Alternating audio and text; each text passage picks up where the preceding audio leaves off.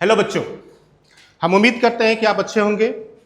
11th से class 12th में आप आ गए हो और क्लास 12th के सिलेबस की बात करें तो अकाउंटेंसी में आपको 3 यूनिट मिलती है।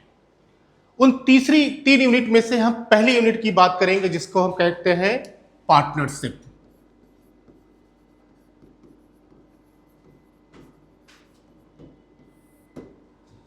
पार्टनरशिप ये एक यूनिट है जो बोर्ड एग्जाम में आपको 36 मार्क्स कैरी करती है।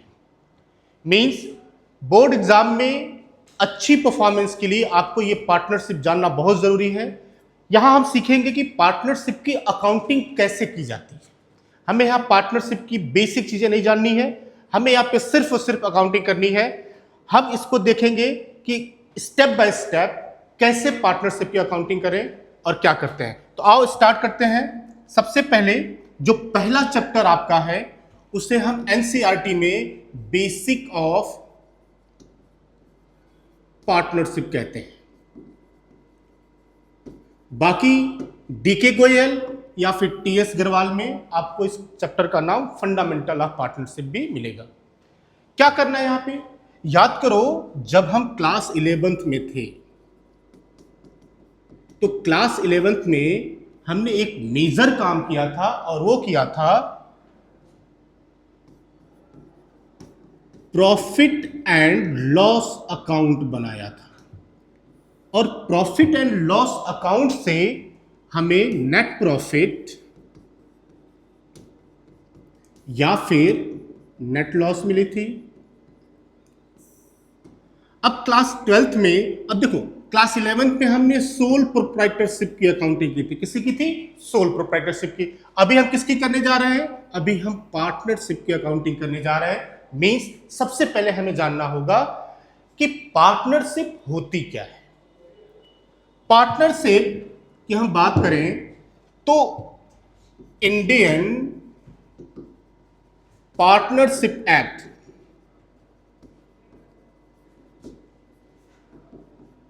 1932 एक एक्ट है जो पार्टनरशिप को गवर्न करती है। इसमें पार्टनरशिप की डेफिनेशन दी हुई है और पार्टनरशिप की डेफिनेशन है when two or more person agree to work together. When two or more person agree to work together and share profit and loss of business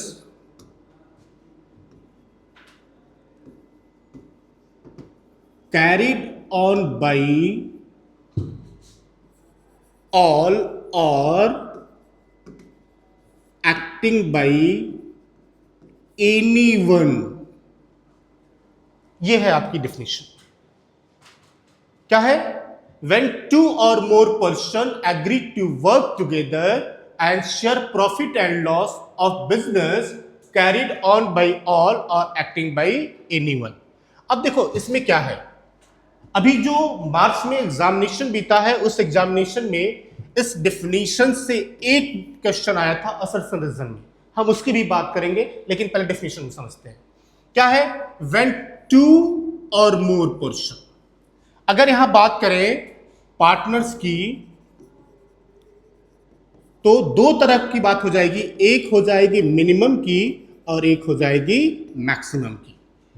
minimum की बात देखो यार, डेफिनेशन में कहा गया व्हेन टू और मोर, यानी minimum partner कितने हो गए? 2।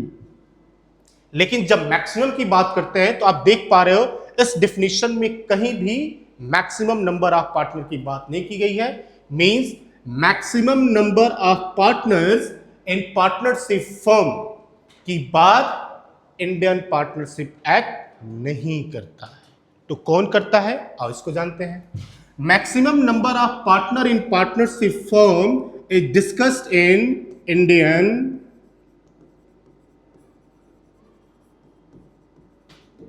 Companies act. और कौन से ईयर में? 2013 या फिर कह लो 2014। 2013 में कंपनीज एक्ट में मेजर अमेंडमेंट हुए थे और 2014 में भी कुछ अमेंडमेंट हुए थे।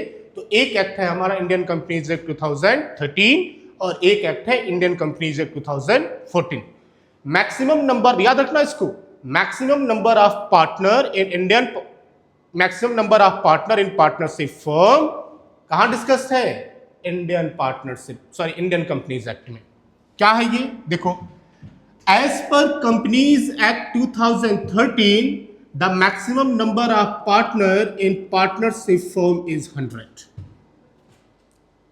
2013 में जो कंपनीज एक्ट बना था उसमें बताया गया कि पार्टनर कितने होने चाहिए? मैक्सिमम 100 से ज्यादा नहीं होने चाहिए। लेकिन 14 में एक और अमेंडमेंट आया और उसमें कहा गया कि नंबर जो होगा मैक्सिमम कितना हो जाएगा?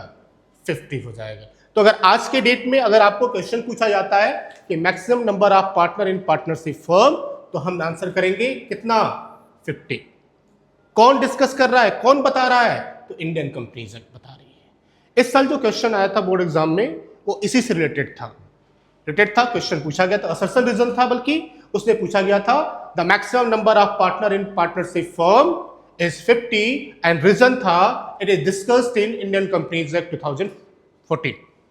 तो इसका आंसर था both assertion and reason both are correct and reason is the correct explanation of assertion. इसके अलावा और आगे बात करें, ये तो हमने बात कर लिया किसकी? कितने परसेंट होंगे। इसके बाद किसकी बात होगी? Agree to work together. जाहिर सी बात है, अगर दो लोग हैं साथ में आ रहे हैं तो एग्री होंगे। लेकिन एग्री कैसे होंगे? एग्री होने के भी दो तरीके हैं। एग्री का मतलब हो गया आपका एग्रीमेंट, जिसे हम पार्टनरशिप में डीड के नाम से जानते हैं। किस नाम से जानेंगे? डीड के नाम से। और किसकी डीड? पार्टनरशिप की डीड। तो पूरा नाम इसका हो जाएगा पार्टनरशिप डीड। डीड हो गया।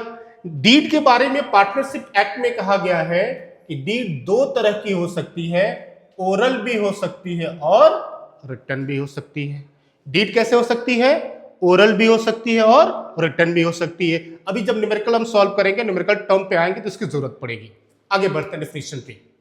And share profit and loss of a business. Business, अब बिजनेस क्या है भैया? क्या दो लोग मिलकर बैंक लूटने जा रहे हैं बिजनेस होगा क्या? नहीं, वो बिजनेस नहीं। तो बिजनेस कैसा होना चाहिए? Business must be legal. Business कैसा होना चाहिए? लीगल होना चाहिए।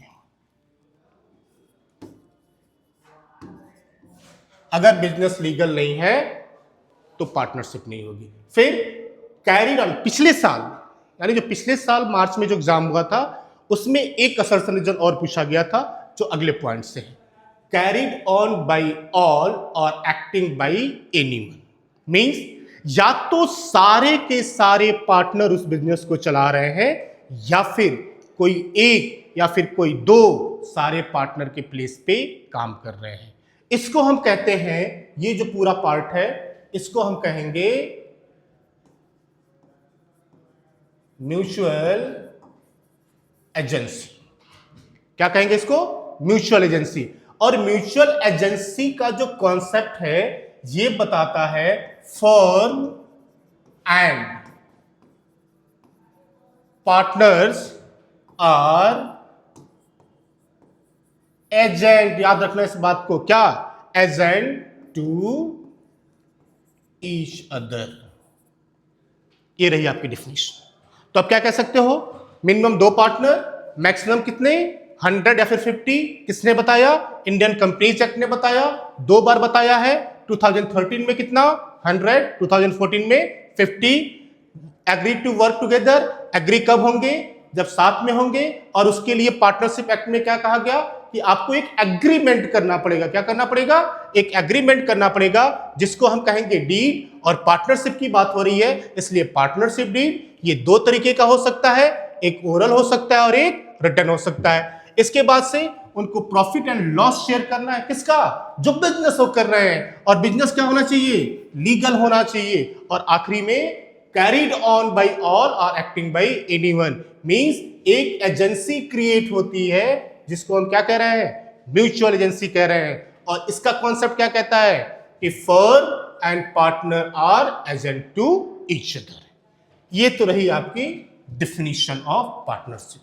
अब करना क्या है, यहाँ पे बहुत परेशान होने की जरूरत नहीं है, थोड़ी सी अकाउंटिंग है। जैसे हमने सबसे स्टार्टिंग में बात किया था कि 11th में हमने प्रॉफिट एंड लॉस अकाउंट बनाया था, और यहां से क्या मिला था हमें, या तो प्रॉफिट मिली थी या फिर लॉस मिली थी। 11th में जो हमने अकाउंटिंग की थी वो सोल प्रोप्राइटर की थी, यहां किसकी कर रहे हैं, पार्टनरशिप की कर रहे हैं। और पार्टनरशिप की कंडीशन है कि कम से कम 2 पार्टनर होंगे। मतलब जब क्लास 11th में हमने प्रॉफिट एंड लॉस अकाउंट बनाया था, उसके बाद से इससे जो प्रॉफिट एंड लॉस मिला था, इसका ट्रीटमेंट हमने क्या किया था, हमने किया था कि बैलेंस शीट में लायबिलिटी साइड में कैपिटल में प्रॉफिट, नेट प्रॉफिट को हमने ऐड किया था, या फिर नेट लॉस को हमने माइनस कर दिया था। क्यों किया था भाई ऐसा, क्यों किया था ऐसा? इसलिए किया था क्योंकि किसकी अकाउंटिंग कर रहे थे, सोल प्रोप्राइटर की। और सोल प्रोप्राइटर का मतलब क्या, there is a single owner. Sole proprietor means there is a single owner. इसलिए पूरी की पूरी प्रॉफिट या फिर पूरी की पूरी लॉस को हमने क्या किया, उसके कैपिटल में ऐड कर दिया। अब क्या करना है, देखो भाई यहां पे 2 पार्टनर हैं, प्रॉफिट है। अब भाई ये बताओ, 2 लोग हैं, मिल के काम कर रहे हैं, प्रॉफिट हुआ तो राइट किसका, क्या किसी एक का? नहीं, दोनों का राइट हुआ। तो जो फर्स्ट चैप्टर है, उस पूरे चैप्टर में हम सिर्फ और सिर्फ इतना काम करेंगे कि जो भी प्रॉफिट हमने क्लास 11th में निकाली थी, जिसको हमने क्या कहा था, नेट प्रॉफिट कहा था। क्या कहा था, नेट प्रॉफिट। जो भी प्रॉफिट हमने क्लास 11th में निकाली थी, इसी का हमें करना है डिस्ट्रीब्यूशन। क्या करना है, डिस्ट्रीब्यूशन। और किसके बीच में, पार्टनर्स के बीच में। ऑब्वियस सी बात है, पार्टनरशिप की बात कर रहे हैं तो प्रॉफिट डिस्ट्रीब्यूट किसके बीच में होगी, पार्टनर्स के बीच में होगी। लेकिन कैसे होगी, क्या करेंगे इसके लिए, प्रॉफिट का डिस्ट्रीब्यूशन के जो मेथड्स हैं, जो वे हैं, वो क्या क्या है, पूरा ये चैप्टर आपको इसी की बात बताएगा कि किसी भी फर्म की प्रॉफिट को अलग अलग तरीके से कैसे हम डिस्ट्रीब्यूट करते हैं। और इसी की अकाउंटिंग हमें इस चैप्टर में करना है। ये चैप्टर अराउंड 8 to 10 मार्क्स आपको देके जाता है आपके बोर्ड एग्जामिनेशन में। तो क्या करना है, देखो अगर हम प्रॉफिट की बात करें, भूल जाओ 11th का कॉन्सेप्ट कि 11th में क्या पढ़ा था, प्रॉफिट एंड लॉस अकाउंट कैसे बनाया था, ट्रेडिंग अकाउंट कैसे बनाया था, ग्रॉस प्रॉफिट कैसे निकाली थी, नेट प्रॉफिट कैसे निकाली थी। याद करो जब क्लास 6 में थे तो हमें एक प्रॉफिट का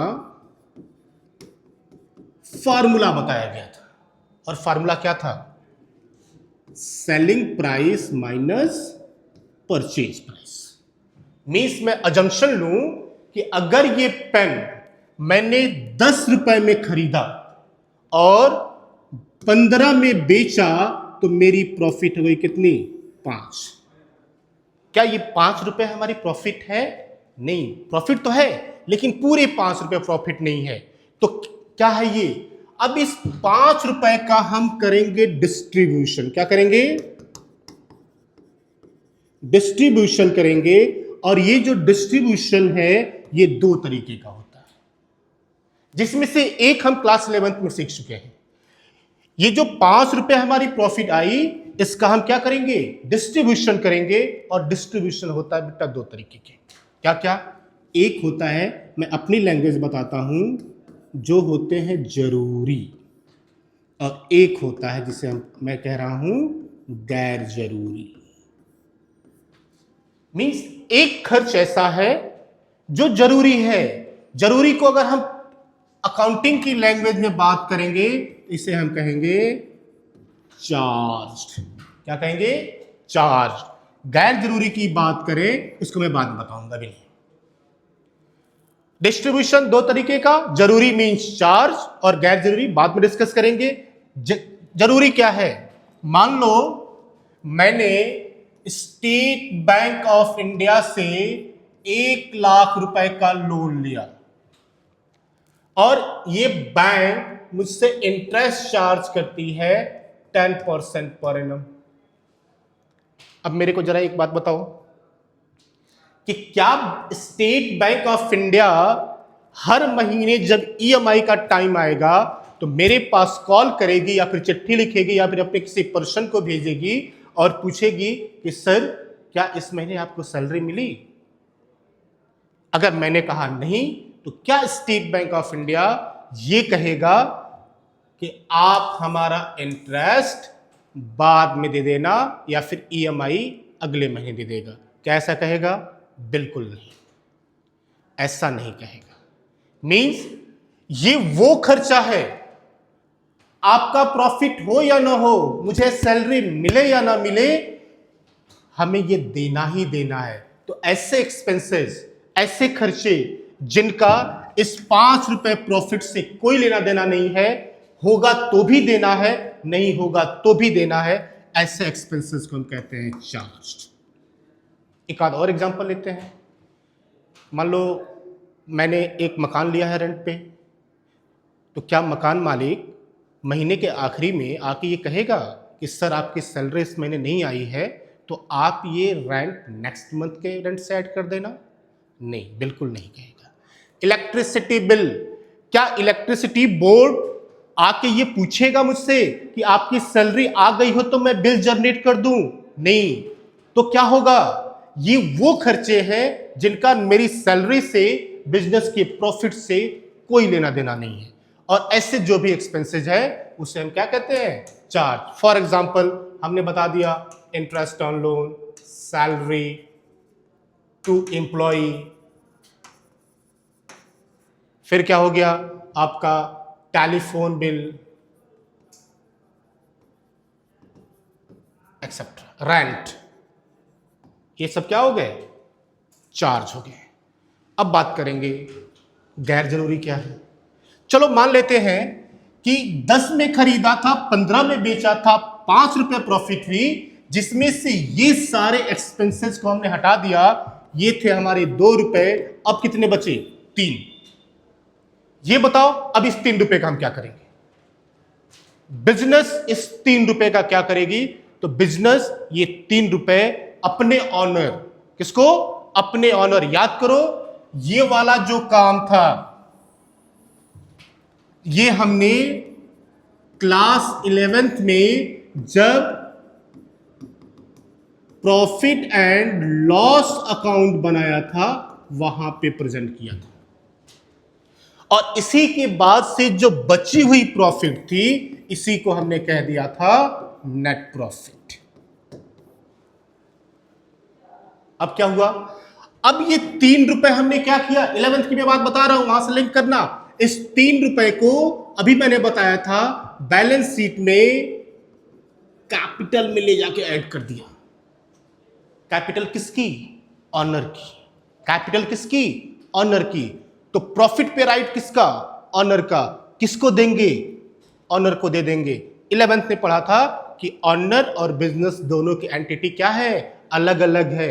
हम अकाउंटिंग में देखो लॉ पे नहीं जाएंगे, लॉ पे क्या करना है, लॉ क्या कहती है। लॉ सोल प्रोप्राइटर को भी सेपरेट एंटिटी नहीं मानती है, पार्टनरशिप को भी नहीं मानती, पार्टनर्स को भी नहीं मानती है। तो क्या है, हम अकाउंटिंग के बेसिस पे बात कर रहे हैं। तो यहां पे क्या है? Entity of business and their owner are different to each other. Business है, बिजनेस ने 3 रुपए नेट प्रॉफिट कमाया, क्या किया? पार्टनर को दे दिया।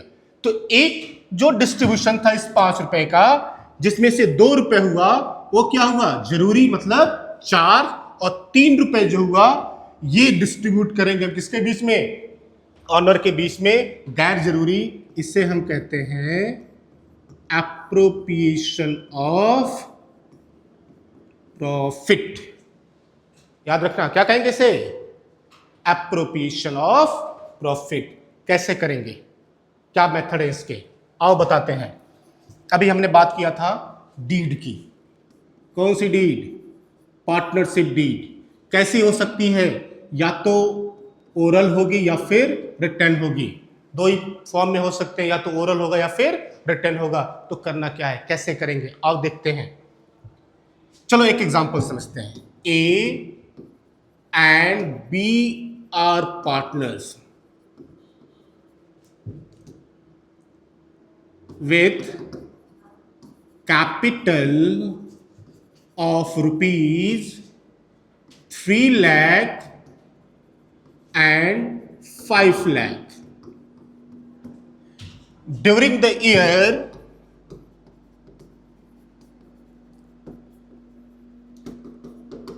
firm earned profit of rupees 4 lakh. Profit का डिस्ट्रीब्यूशन करना है। देखो यहां पे दिया है during the year for earn profit, मतलब ये कौन सी प्रॉफिट की बात हो रही है? ये बात हो रही है नेट प्रॉफिट की। किसकी? नेट प्रॉफिट की। कौन सी नेट प्रॉफिट? जो क्लास 11th में प्रॉफिट एंड लॉस अकाउंट से हमने निकाला था, उसकी बात हो रही है। मींस वापस से हमें प्रॉफिट एंड लॉस अकाउंट नहीं बनाना है। अब यहां से आपसे कहा जा रहा है कि आप क्या करो, प्रॉफिट को डिस्ट्रीब्यूट कर दो। किसके बीच में? दो ऑनर हैं, ए और बी। हमें क्या करना है? प्रॉफिट का डिस्ट्रीब्यूशन करना है। कैसे करेंगे? देखो दो तरीके हैं, तरीका बाद में बताऊंगा, पहले डिस्ट्रीब्यूशन करते हैं। हमसे कहा गया कि 4 लाख रुपए की प्रॉफिट है और हमें बांटना किसके बीच में है? ए और बी के बीच में है। तो देखो हम क्या करेंगे एज अकाउंटेंट, हम क्या है? अकाउंटेंट है। हमने प्रॉफिट कैलकुलेशन किया है, हमें प्रॉफिट का डिस्ट्रीब्यूशन करना है। हम क्या करेंगे? देखो यहां पे कहीं नहीं लिखा हुआ है कि ए को कितनी प्रॉफिट देनी है, बी को कितनी प्रॉफिट देनी है। हम क्या करेंगे? ए और बी के बीच में ये जो 4 लाख प्रॉफिट है इसको बराबर बराबर, कैसे? बराबर बराबर मींस इक्वली डिस्ट्रीब्यूट कर देंगे।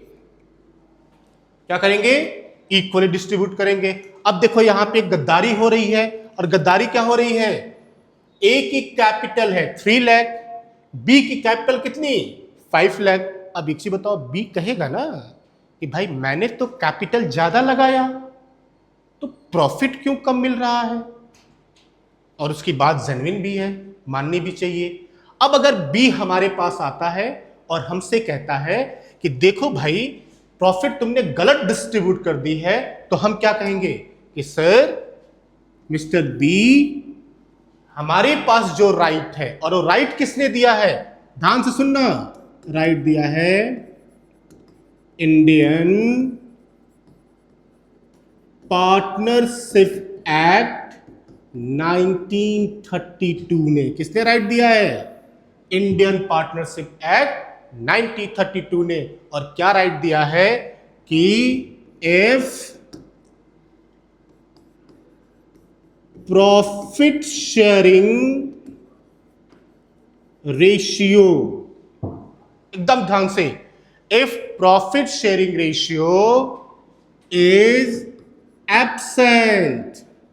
एब्सेंट का मतलब क्या? नहीं है। देखो इस पूरे क्वेश्चन में कहीं नहीं बताया गया क्या कि प्रॉफिट ए को कितनी देनी है और बी को कितनी देनी है। If profit sharing ratio is absent, profit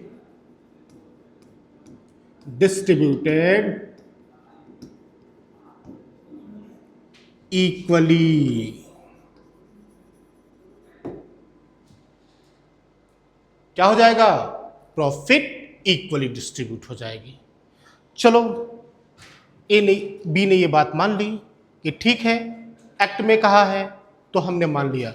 अब बी क्या कह सकता है? बी कह सकता है कि मैंने 5 लाख कैपिटल इन्वेस्ट किया है, मैंने 5 लाख कैपिटल इन्वेस्ट किया है। एक काम करो, कुछ इंटरेस्ट ही दे दो यार, कुछ तो मेरे बारे में सोचो। क्या मांग रहा है? एक छोटा सा इंटरेस्ट मांग रहा है, चलो 5%, अरे 2% दे दो, 1% दे दो, हम क्या करेंगे? क्या बी की बात मान लेंगे? हरगिज नहीं मानेंगे।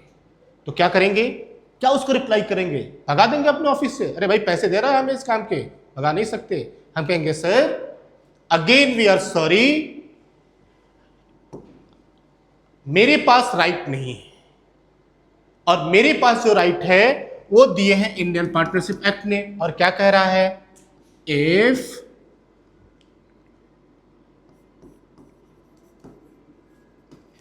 पार्टनरशिप डीड, अब देखो यहां डीड की बात आ गई, ध्यान सुनना। यहां मैंने वर्ड यूज किया था एब्सेंट। एब्सेंट का मतलब नहीं है, और यहां क्या यूज कर रहा हूं मैं? डीड। कैसी होनी चाहिए? या तो रिटन या फिर ओरल। बात सुनना, मैच करना। If partnership deed is absent then no interest on capital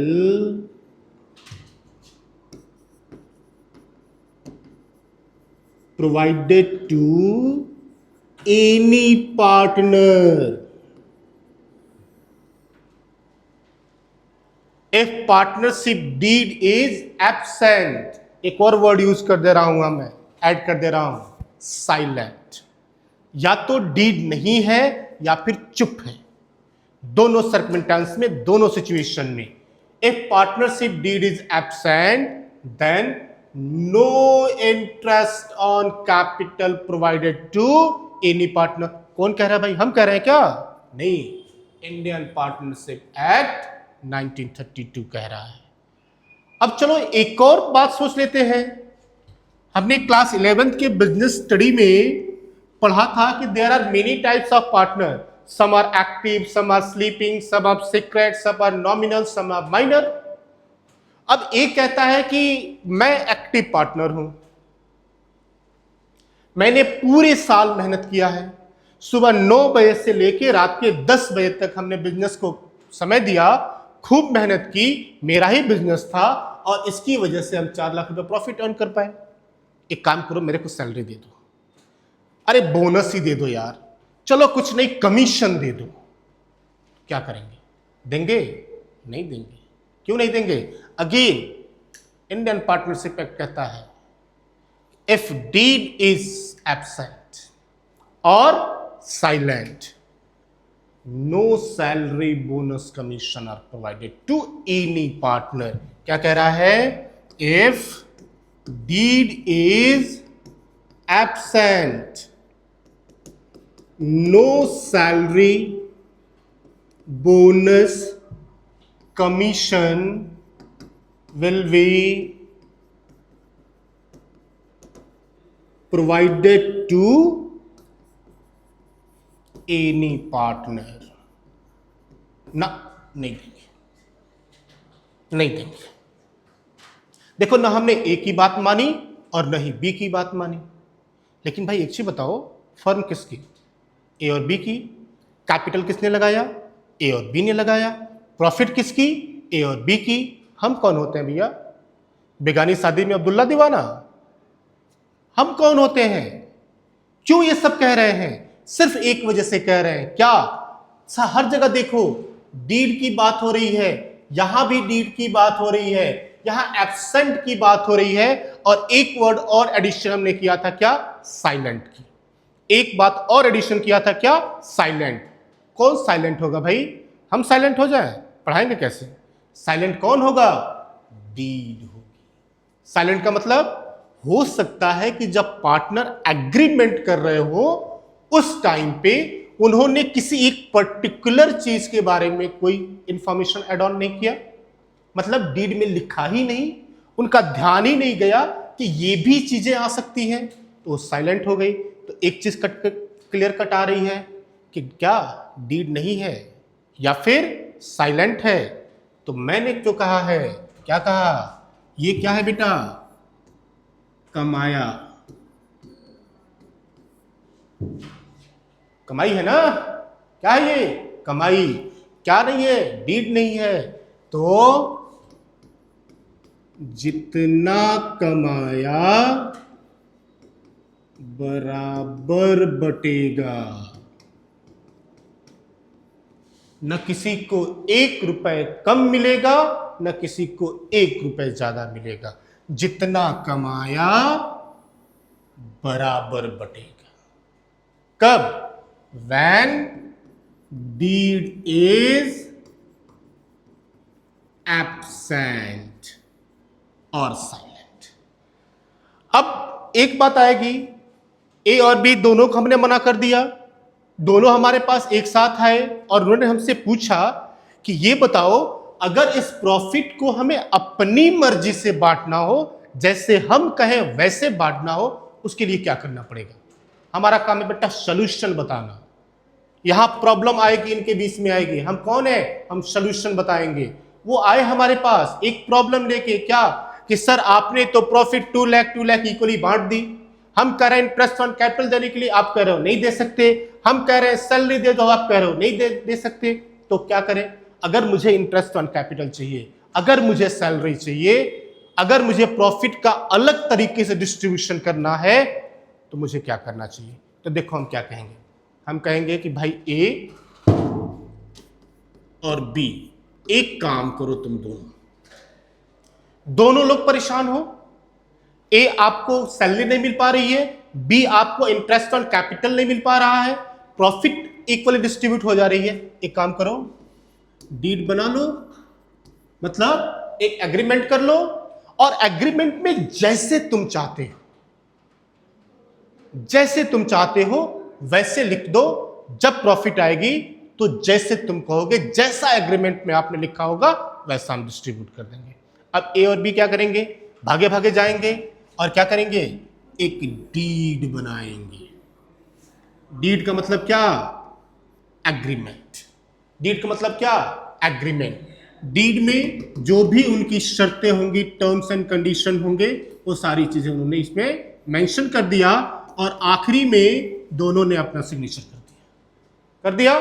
अब क्या करेंगे भाई? डीड हमारे पास है, चलो एक छोटी सी इंफॉर्मेशन आपको और दे देता हूं। डीड में कितने तरह की इंफॉर्मेशन होती है? तो बेटा डीड में 2 तरह की इंफॉर्मेशन होती है। एक इंफॉर्मेशन होगी कि ये जो फर्म इनकी तैयार हो रही है ए और बी से, इसका मैनेजमेंट कैसे किया जाए, मतलब मैनेजरियल इंफॉर्मेशन। कौन सी इंफॉर्मेशन? Managerial information. हम क्या करने जा रहे हैं? अकाउंटिंग करने जा रहे हैं। तो क्या इसकी जरूरत है? क्या नहीं, हमें इसकी जरूरत नहीं है। दूसरी इंफॉर्मेशन क्या होगी?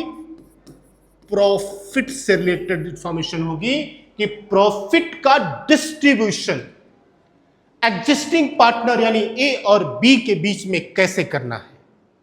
और यही तो करने जा रहे हैं। यहां पे क्या लिखा होगा? ए को क्या चाहिए था? ए को चाहिए थी सैलरी, बोनस या फिर कमीशन। अब इस डीड में लिखा जाएगा बेटा, क्या लिखा जाएगा? लिखेंगे ये दोनों मिलके क्या कि बी सैलरी 20,000, एक इमेजिनरी अमाउंट है, पर मंथ। लिख दिया, देना पड़ेगा, देंगे। क्यों? क्योंकि दोनों तैयार हैं। कैसे पता दोनों तैयार हैं? देखो नीचे साइन है दोनों के, देना पड़ेगा। क्यों? क्योंकि दोनों एग्री हैं। बी को क्या चाहिए था? बी को चाहिए था इंटरेस्ट ऑन कैपिटल। अब लिख देंगे, इन्होंने लिख दिया interest on capital at the rate of 10% per annum. दे देंगे। क्यों दे देंगे? क्योंकि दोनों क्या है? एग्री है। अगर ये नहीं होता तो नहीं देते। लास्ट पेज पे पढ़ा था। अब मान लो कोई कह रहा है कि भाई ये काम करो, हमें कुछ और भी चाहिए। क्या चाहिए? अगर इंटरेस्ट कैपिटल पे ले रहे हो तो भाई इंटरेस्ट ड्राइंग पे ले लो, चलो 6% पर एनम लिख दिया। मतलब जो कुछ भी इसमें लिख दिया गया वो सारी की सारी चीजें बिना किसी डिस्क्रिमिनेशन की, बिना किसी भेदभाव के हम क्या करेंगे? पार्टनर्स को दे देंगे। लेकिन एक शर्त है, ध्यान रखना इस बात को। शर्त यह है कि अगर 4 लाख प्रॉफिट है ना, तो ये सब मिला के इससे ज्यादा नहीं होना चाहिए। मतलब salary, bonus, commission, interest on capital, ये सब मिला के 4 लाख या फिर 4 लाख से कम होना चाहिए।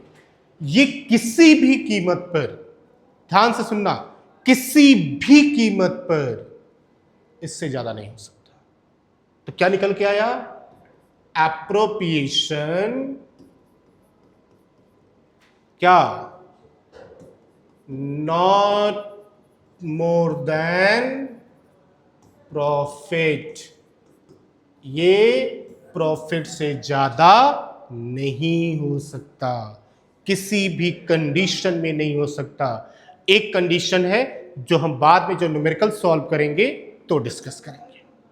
तो यहां देखो बेटा, एक चीज हमें क्लियर हो गई कि जब हम प्रॉफिट का डिस्ट्रीब्यूशन करेंगे तो 2 सिचुएशंस हमारे सामने आएंगी। जब डीड, मैं यहां डीड लिख दे रहा हूं, जब डीड एब्सेंट होगी और डीड जब प्रेजेंट होगी। ठीक, चलो, अगर डीड एब्सेंट है तो प्रॉफिट का क्या करेंगे भाई? इक्वली बटेगा।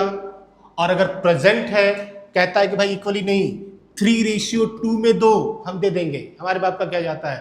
कहता है 6:1 में 2 दे देंगे। अरे भाई कहता है 100:1 में 2 तो भी दे देंगे। मेरा कुछ नहीं है, तेरा तुझको अर्पण क्या लागे है मेरा, मेरा कुछ नहीं। प्रॉफिट तुम्हारी है, तुमको जैसे मर्जी वैसे बांटो। मेरा काम क्या है? अगर ये है, इसमें जो लिखा है उसके हिसाब से कर देना।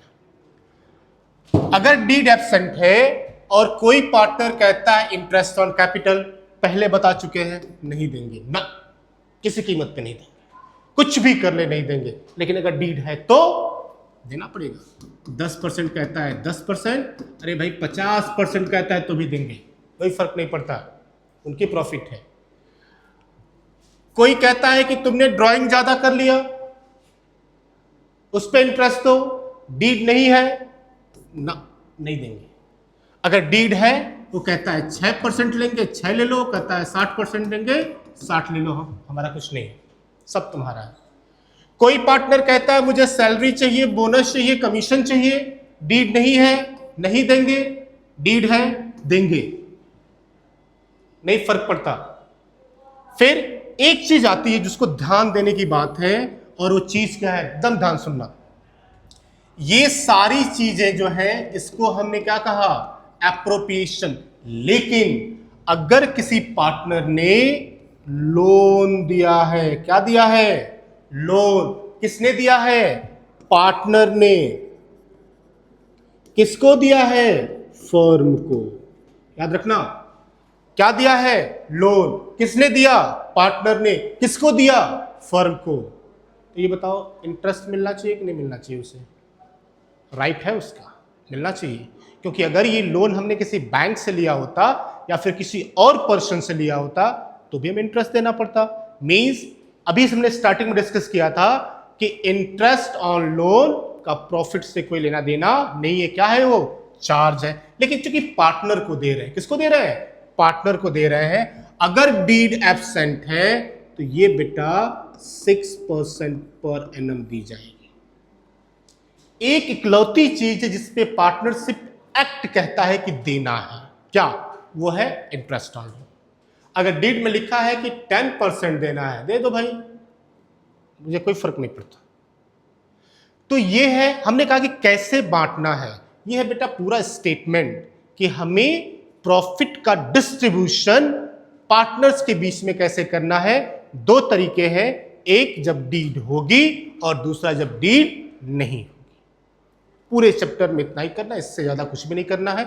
आओ फटाफट एक न्यूमेरिकल करते हैं, देखते हैं कि एप्लीकेशन कैसे करना है। और उसके लिए मैं क्वेश्चन लिख देता हूं फटाफट। A and B are partner sharing profit into 3:2. Their capital were 5 lakh and 4 lakh as per deed. Interest on capital at the rate of 10% per annum, salary to A 50,000 per quarter,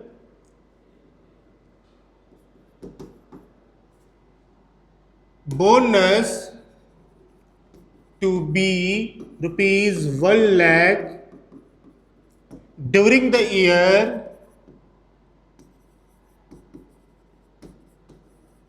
firm earned profit of rupees 5 lakh. Distribution करना है। चलो आप देखते हैं, क्या कह रहा है कि देखो दो पार्टनर हैं, कौन कौन से, ए और बी, एक ए है और एक बी है, और यहां कह रहा है कि प्रॉफिट को ये 3:2 में डिस्ट्रीब्यूट कर रहे हैं। किसमें कर रहे हैं, 3:2 में, और कह रहा है कि इनकी कैपिटल है ए की 5 लाख और बी की 4 लाख। फिर कह रहा है एज पर डीड, ध्यान से इसको मार्क कर लो, एज पर डीड। डीड में लिखा है कि partners are entitled to get interest on capital at the rate of 10% per annum, salary to a 50,000 per quarter and bonus to be rupees 1 lakh during the year for earn profit of rupees 5 lakh. क्या करना है, distribution करना है, लेकिन कहां करेंगे। देखो दो चीजें पता कर ली, क्या करना था, डिस्ट्रीब्यूशन कैसे करना है, मेथड्स कर लिया, अब क्या जानना है, कहां करना है। आपको पता है कि हमारे यहां जो भी वर्क होते हैं वो दो ही चीजों में होते हैं, या तो जर्नल में होगा या फिर लेजर में होगा। मैं पहले आपको लेजर की पोस्टिंग बताऊंगा, जर्नल की पोस्टिंग आप बाद में डिस्कस करेंगे। एक लेजर है जिसका नाम है profit and loss appropriation account. अभी मैं बताऊंगा एप्रोप्रिएशन क्यों कहते हैं इसे, क्यों इसका नाम profit and loss appropriation. Appropriation का मतलब ये distribution of profit among partner, means जो भी अवेलेबल प्रॉफिट है उसको हमें पार्टनर के बीच में डिस्ट्रीब्यूट करना है, तो इसलिए इसका नाम क्या पड़ गया, profit and loss appropriation account. इसका थोड़ा और इंफॉर्मेशन ले लें, profit and loss appropriation account is the extension of profit and loss account. क्या है ये, एक्सटेंशन है किसका, प्रॉफिट एंड लॉस अकाउंट का। अब याद करो, जब हम क्लास 11th में थे और हमने प्रॉफिट एंड लॉस अकाउंट बनाया था, तो प्रॉफिट किस साइड थी, डेबिट साइड, लॉस किस साइड था, क्रेडिट साइड। एक लेजर से दूसरे लेजर में जब बैलेंस ट्रांसफर होता है तो साइड चेंज हो जाती है। मींस अगर डेबिट में है तो कहां आएगा, क्रेडिट में, क्रेडिट में है तो डेबिट में। हमने कहा profit and loss appropriation account is the extension of profit and loss account. अब यहां से प्रॉफिट हमें यहां जमा करना पड़ेगा, लिखो यहां by profit and loss account. कितनी प्रॉफिट थी भैया, 5 लाख रुपए। डीड ने कहा है, क्या कहा है, इंटरेस्ट ऑन कैपिटल दो, दे दो। किसको देंगे भाई, पार्टनर को देंगे। कितनी कैपिटल, 5 लाख और 4 लाख, यानी 10% देना है, 50,000 और 40,000, टोटल कितना हुआ, 90,000। फिर क्या देना है, सैलरी देनी है टू बी, कितना देना है, 50,000 पर क्वार्टर, एक साल में 4 क्वार्टर, तो कितना हो गया, 2 लाख रुपए। फिर क्या करना है, बी को बोनस देना है, बोनस टू बी, एक मिनट,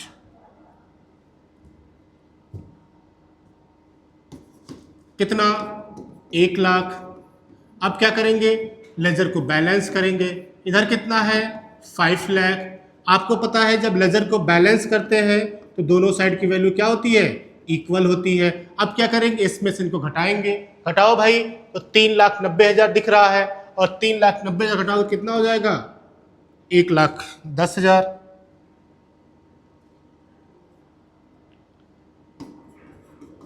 अब क्या करेंगे, इसको कहते हैं बेटा डिविजिबल प्रॉफिट। कौन सी प्रॉफिट, डिविजिबल प्रॉफिट। इसको हम पार्टनर्स के कैपिटल अकाउंट में, बाद में मैं बताऊंगा क्यों कैपिटल अकाउंट में या फिर और कहीं नहीं, ए और बी कौन से रेशियो में, ये, तो कितना हो जाएगा।